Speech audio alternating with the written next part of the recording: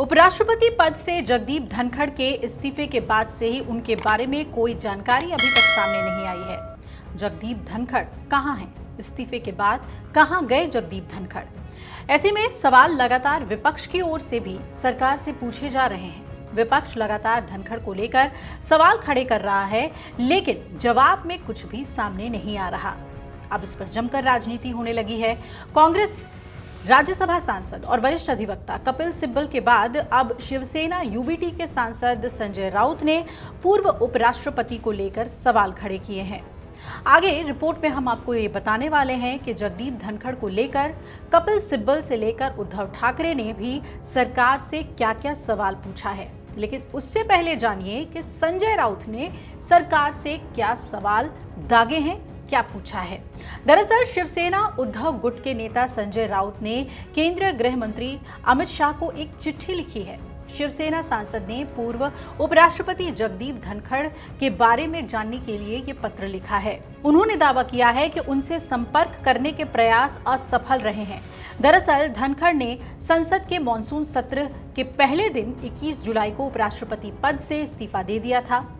संजय राउत ने 10 अगस्त को अमित शाह को लिखे अपने पत्र में कहा, हमारे पूर्व उपराष्ट्रपति के बारे में कोई जानकारी नहीं है, वो वर्तमान में कहां हैं, उनका स्वास्थ्य कैसा है, इन मामलों पर कोई स्पष्टता नहीं है। राज्यसभा के कुछ सदस्यों ने उनसे संपर्क करने की कोशिश की, लेकिन असफल रहे।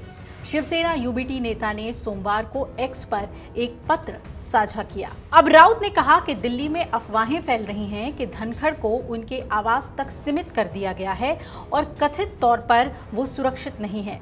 उन्होंने कहा कि उनसे या उनके कर्मचारियों से कोई संपर्क नहीं हुआ है, जो कि गंभीर चिंता का विषय है। आगे कहा, हमारे पूर्व उपराष्ट्रपति के साथ आखिर क्या हुआ, वो कहां हैं, उनका स्वास्थ्य कैसा है, क्या वो सुरक्षित हैं? देश इन सवालों की सच्चाई जानने का हकदार है।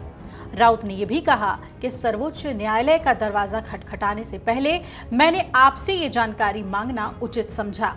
मुझे उम्मीद है कि आप मेरी भावनाओं को समझेंगे और धनखड़ के वर्तमान ठिकाने, उनकी सुरक्षा और स्वास्थ्य के बारे में वास्तविक जानकारी प्रदान करेंगे। अब जान लीजिए कि संजय राउत से पहले कपिल सिब्बल ने क्या कहा था।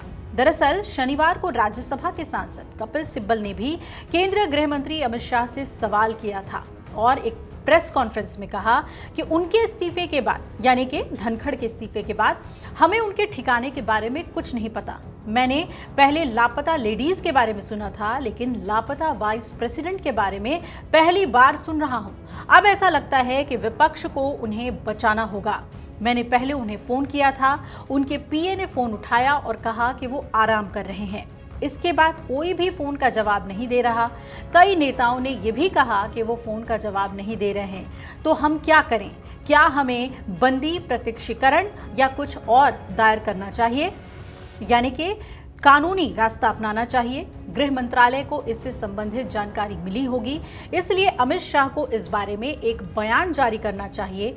मुझे उनकी चिंता है। हालांकि अब आपको बता दें कि पिछले हफ्ते शिवसेना यूबीटी प्रमुख उद्धव ठाकरे ने भी धनखड़ के बारे में पूछा था।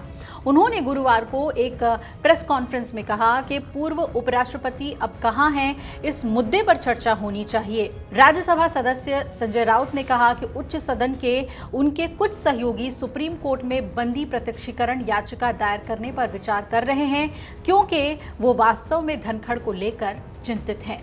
ये चिट्ठी अपने आप में अब सरकार को परेशान करने वाली है, क्योंकि धनखड़ का अता पता पूछा जा रहा है। अब देखना होगा कि इस चिट्ठी का जवाब बीजेपी किस तरीके से देती है और क्या गृह मंत्रालय इस चिट्ठी पर जवाब देता है और धनखड़ के बारे में पूरी जानकारी, यानी कि वो कहां हैं, किन हालातों में हैं और स्वास्थ्य उनका कैसा है, इन तमाम सवालों का जवाब देता है। अगर आप ये वीडियो YouTube पर देख रहे हैं तो हमारे चैनल को सब्सक्राइब कर बेल आइकन दबाएं और Facebook पर देख रहे हैं तो हमारे पेज को लाइक करें।